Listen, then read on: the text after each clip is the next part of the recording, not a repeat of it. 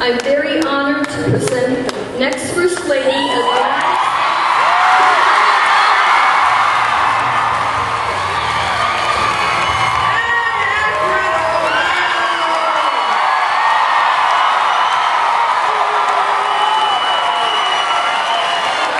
This broken healthcare system that's bankrupting families.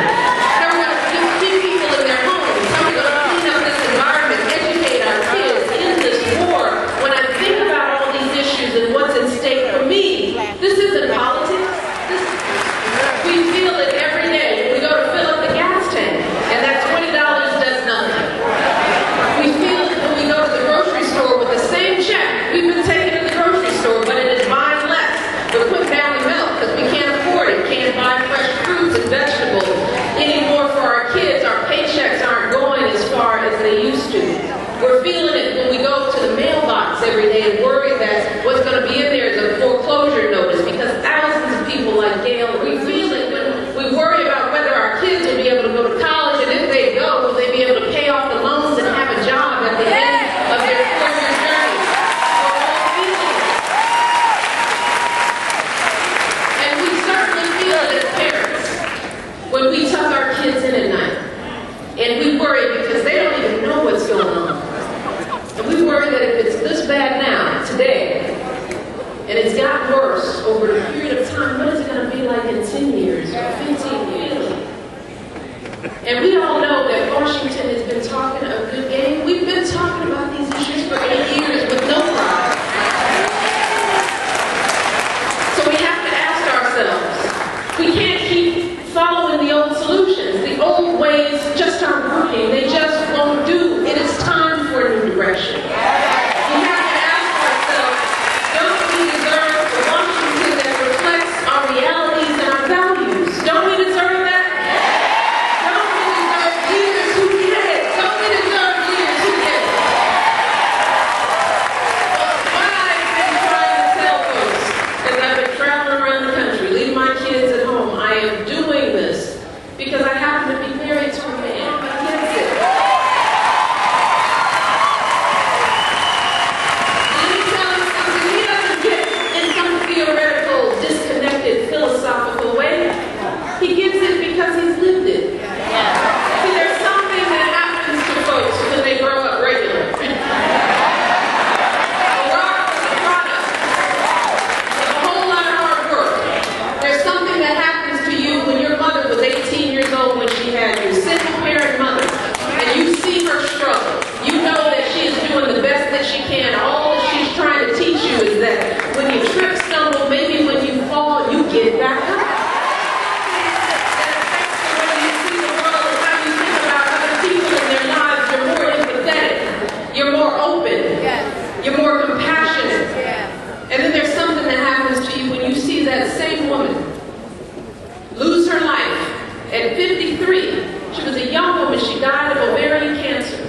And to watch her like millions of Americans in a time when she should have been thinking about her own health. She should have been reflecting on her life because she knew she was going to die. She knew she had stage 4 cancer. A time when she should have been meeting with her family and taking long walks in the park and just being at peace.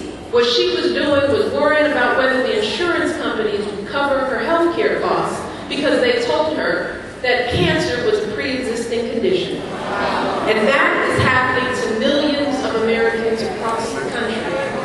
So I say, don't we deserve a president who understands the challenges of working families and single-parent mothers? Don't we deserve a leader who understands the heartbreak of a broken healthcare system?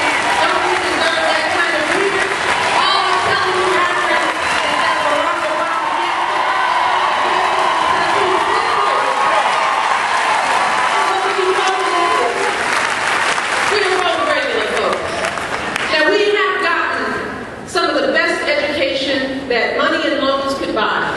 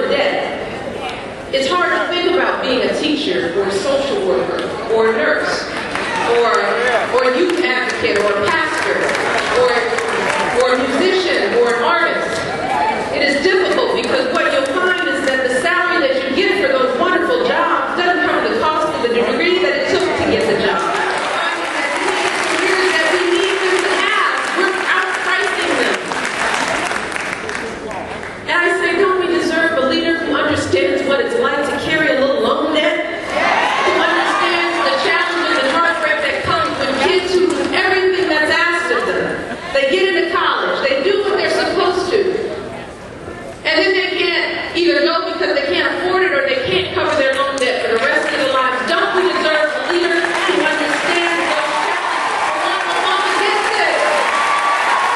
He gets it because he's lived it. Look, Barack, after graduating from college, could have gone to Wall Street. That was an option available to him. But instead, he decided to take a job working in communities that had long felt the pain that some communities are just now feeling. See, 20 years ago, on the south side of Chicago, steel plants had shut down. Shut down, just like we're seeing all over the country. And what we know here in Ohio is that this challenge, this economic challenge, has been happening for decades. This isn't new. Regular folks were feeling it for quite some time. But Barack worked in neighborhoods devastated by the loss of jobs. And he saw up close and personal what happens to good communities and good people when they can't go to work. See, people lose hope. They lose respect. They lose all kinds of internal feelings when they can't get up and support their families. Schools start deteriorating. Commercial districts disappear. Business is gone. Crime rises.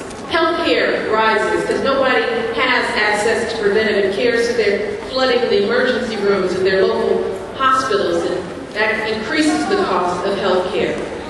Barack worked in those kinds of neighborhoods for years, helping to develop job training for folks so that they could compete for other types of jobs, creating child care, after-school programs, because what happens in communities when everybody has to work, mom, dad, aunt, uncle, just to keep it together, is that kids have to have a safe place to go. Barack worked in those communities for years, and I just ask folks, don't we deserve a leader with that kind of experience?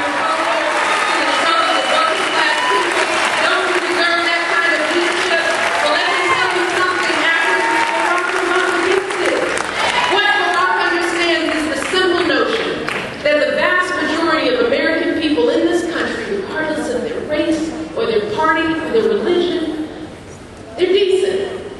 Folks are not asking for government to solve all their problems. Nobody wants that. People are proud. They will work 2, 3, 4 jobs. I've met so many people who are working hard and they feel embarrassed by the fact that they aren't doing better, not knowing that it's not their fault. Barack understands that these are hard-working people who just need a little help. Of all they want is to know that if they're willing to get up and work hard every day, that in exchange for that hard work, they'll get a salary that helps them pay their bills, keep the roof over their head. They just want to know that if they get sick, they won't go bankrupt.